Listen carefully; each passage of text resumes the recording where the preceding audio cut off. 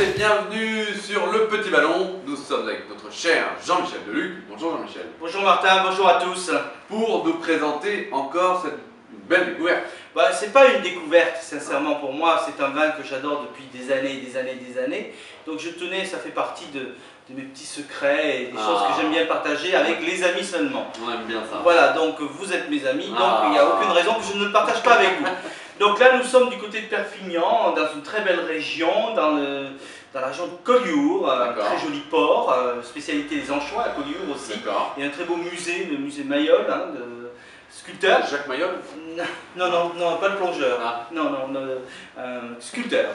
C'est des femmes assez plantureuses. Mais vous allez voir que le Collioure n'est pas aussi plantureux que ça, il est plutôt sur la finesse.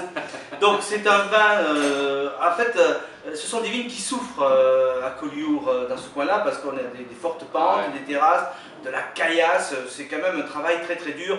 Peu de mécanisation, beaucoup de travail humain. Et ça se ressent, cette passion du travail de la terre, ça se ressent dans ce vin-là. Et domaine de la Tourvieille, ça fait des années, comme je dis, que je goûte et que je trouve ça toujours formidable. Alors, est-ce que c'est connu comme appellation Collioure? Moi, je crois que c'est pas très grande comme appellation, donc on ne le connaît pas. Bon, et puis, comme tous les très grands vins, égoïstement, les vignerons, on les garde là-bas, on les passe sur place. Non. Ça fait partie des vins qu'on trouve sur les grandes tables, un petit peu à l'international aussi, mais c'est quand même c'est assez intime comme appellation. Alors là, nous sommes sur un assemblage 50-50, 50% de Syrah, mais des Syrah qui ont 25 ans au moins, tu vois, donc un certain âge, adulte, et également 50% de grenache, mais là des grenaches plus vieux, ça peut aller jusqu'à 40 ans d'âge. Donc ça donne déjà une belle concentration. Donc déjà le terrain s'est concentré, c'est de superbes schistes, mais il y a aussi l'âge des vignes qui permet des petits rendements. Donc un vin assez extrait dans la couleur, rubis, c'est un 2010, donc il commence à peine son évolution, il est encore jeune, brillant, belle intensité. C'est foncé, là on sent que ça va... Syrah, oui, la Syrah a beaucoup de couleurs. Alors au nez, voilà, c'est une finesse, une élégance extraordinaire. Et puis moi j'aime bien ces vins où on a l'impression de remonter jusqu'aux racines. On sent bien le terroir difficile, le côté minéral, le côté rocailleux. Ça sent un peu les vins du Rhône, non? Alors les cépages sont en commun avec le Rhône, mais il y a une certaine finesse. Et puis on a la mer en face. Donc c'est une ambiance assez maritime, c'est méditerranéen certes, mais il y a du vent, etc. Donc il y a une certaine fraîcheur, côté marin que l'on retrouve dans le vin. Donc des petits fruits noirs, très concentrés, très mûrs, belle maturité. Un côté poivré, un petit peu de cuir, c'est d'une finesse et d'une complexité déjà, c'est une complexité naissante. C'est une cuvée, ils ont plusieurs cuvées, ça c'est Puy-Goriol, c'est la cuvée mythique de ce domaine. En bouche, c'est assez tendu.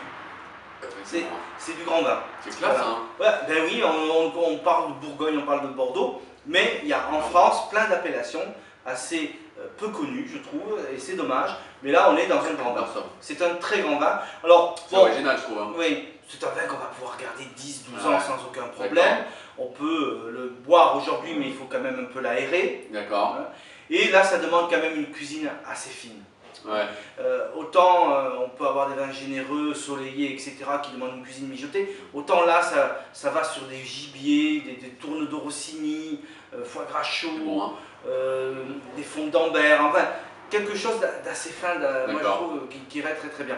Et oser par exemple, moi ce que je fais avec ce genre de vin, j'ose le présenter sur du poisson. Je fais un civet de poisson par exemple, et je peux boire ce vin avec ça. C'est pas...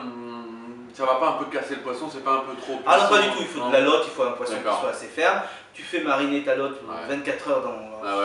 Voilà, on va donner des recettes maintenant. 24 heures dans le vin avec des carottes, etc. comme une belle marinade.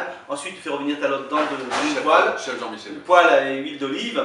Et vous faites réduire votre marinade en même temps parallèlement à ça. Juste réduire, pas de liaison, rien du tout. Réduction.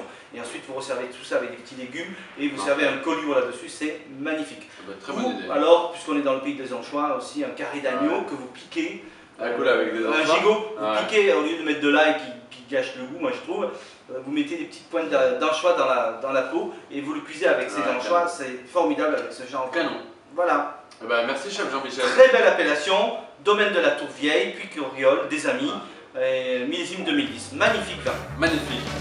Profitez bien, merci Jean-Michel pour cette explication, et profitez-en bien vous aussi.